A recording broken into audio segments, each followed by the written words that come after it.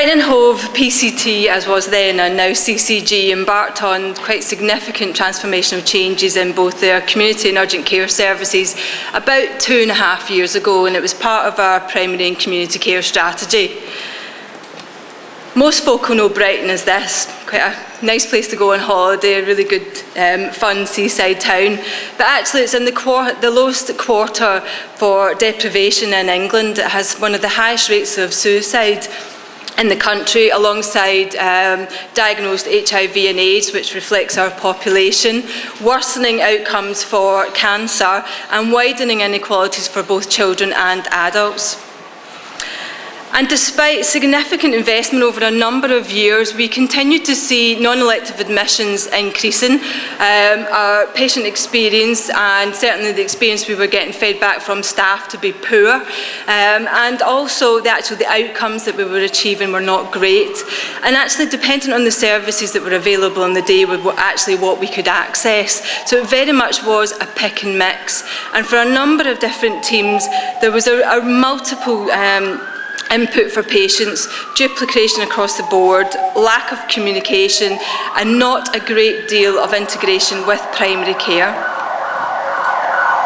So what did we want to do? We really wanted to develop a system that actually was simple to access, was based around practices, was responsive, so very much was based from a proactive case-finding approach, was consistent, so we actually had clear roles and responsibilities and clear pathways so people knew where to refer to and how to do that. That was appropriate, so the right person was actually supporting the right patient, very much moving towards a generic and specialist approach. And equitable. What we saw in Brighton and Hove was if you could get to the practice, you would get a pretty good service. But if you were housebound or you were in a nursing home, your access to services and actually your outcomes weren't as good. So we wanted to ensure that actually it was the same across the board. And very much we wanted to move to more of a personalised approach. Rather than the patient fitting into the system, actually the system fitted around the patient. So what we were trying to achieve, we reconfigured a range of existing community services to try and deliver an integrated approach to care within primary and community care. And through that, we were looking to develop equitable, personalised and a structured approach which improved the outcomes and experience. And just so you know, the types of services that we're going to talk about today: district nurses, community matrons, care home support team, medication review pharmacist, physio, phlebotomy, all of those services that have developed up over a number of years. So there was a range of sort of key stages that we went through. The development of integrated teams, and that would involve, as I said, reconfiguring those community teams, aligning social care and carer support services, clusters, so actually looking at the configuration of practices within the city and clustering practices together so that we actually could deliver services which were far more closer to those practices. Multidisciplinary team meetings where actually these patients would be discussed and caseloads would be organised, and interfaces and pathways between generic services and specialist teams. And to do that, you need actually to understand what the model of care planning and care coordination is. Who does it? How do they do it? What do they do? And then how do they actually share that? And within that, quite critical to it, is actually moving towards that behaviour change and motivational interviewing approach, actually putting the patient in the driving seat. We were lucky to be one of the 10 national pioneer sites to develop the urgent care clinical dashboard, and we have used that as part of the risk stratification process, but also bringing in real-time urgent care data, which is then used within the multidisciplinary meetings to discuss the patients. We had to bring in a whole range of different stakeholders, and I know there's some of them in the audience here today. So you can see that this has been quite a complex programme, and hence why it's taken us about 2 years to complete. So what have we achieved? In February this year, our integrated primary care team was launched. That team, as I described, is a multidisciplinary team based around clusters of practices, between 3 and 5 practices, And that cluster has been designed through a public health needs assessment, which looked at deprivation indices, age profiles, disease registers, nursing and care home populations, and it grouped practices together, not just on a geographical basis, but on a needs basis. We developed a very clear service specification for our community provider and worked in conjunction with them to do that. And we completely redesigned our workforce, so no more district nurses or community matrons. We have advanced practitioners, case managers, registered practitioners, and these people don't have to be nurses. There's absolutely no reason why physios, OTs can also be involved in this. We have developed and procured a carer support service which is now integrated into these teams and also aligned social care to the GP clusters. And more recently, following a procurement of community mental health teams, they are also aligned to these clusters too. We developed clear pathways for our specialist teams, and through all that process, I'm sure you can appreciate we're talking about over 200 staff and about £7 million worth of resource. There was a staff consultation that had to be completed, and that was done with our community provider. And through those changes, efficiencies were achieved of around about £500,000. From a care planning and care coordination perspective, we developed a local anticipatory plan, which is now being built into our ambulance system, so that actually when anybody calls 999, they will be able to actually view that anticipatory care plan and contact the teams directly. We have information sharing pathways in place and clarity on that case manager role about what is it that they're actually doing. And that's a very specific role within the teams.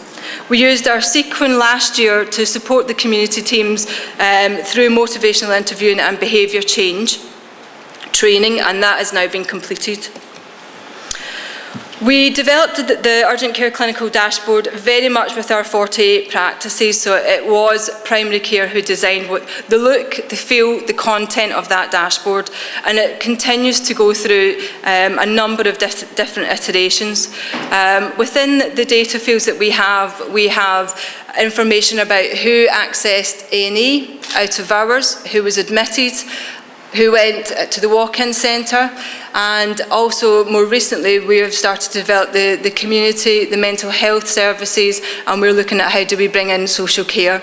And this is live information, so what happened to your patients in the last 24 hours, 48 hours, 3 months, 9 months, and coupled alongside that a risk prediction tool.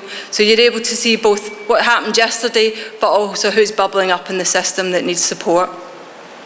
That went live about a year ago now, well, just under a year ago now, but really didn't actually start to feel the benefit of that until the teams came into place, because that really is a tool that has been used to support those multidisciplinary meetings. We have honorary contracts in place for our community staff to be able to access that urgent care dashboard, because we've got to remember this is actually practice information, it's not community staff information, and that in itself was a challenge to get over some of those information governance issues. And the multidisciplinary team meetings are now happening. So what's the impact been? In terms of putting all the pieces of the jigsaw together, we really only have seen about 4 or 5 months, but it has been large-scale change, and I really can't emphasise how significant it's been.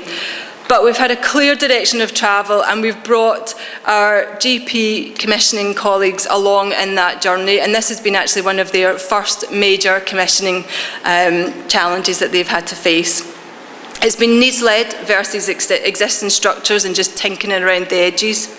And we have identified deficiencies through challenging existing practice, workforce development and training, and moving to very much a team approach rather than the primary and community care. It is a team approach. So practice level impact, as I said, we're about four months on. Variable to begin with, but absolutely moving in the right direction. A lot of operational issues, and a lot of that has been around district nurses who have had that title for 20 odd years now, moving into a completely different role, a different way of working, and that doesn't change overnight. formal practice feedback, which we received from all of the practices in May, actually was very positive. They have said, slow burner, but we're really starting to see improvements. We're talking to each other probably for the first time in a long time. We're planning together, we're coordinating the care, and we're definitely seeing less duplication. Challenges, holding on to that actual ultimate aim in a time when actually the NHS and certainly PCTs and CCGs are going through enormous change themselves. Actually really unearthing all that silo working that goes on and moving to the whole system approach. The operational processes and the variation in practice, which continues to be a challenge, and actually trying to dispel those myths as they come up time and time again and actually resolve issues on a day-to-day basis. From the learning perspective, I think it's about communication. Don't assume that whilst you've communicated, people have understood or even listened.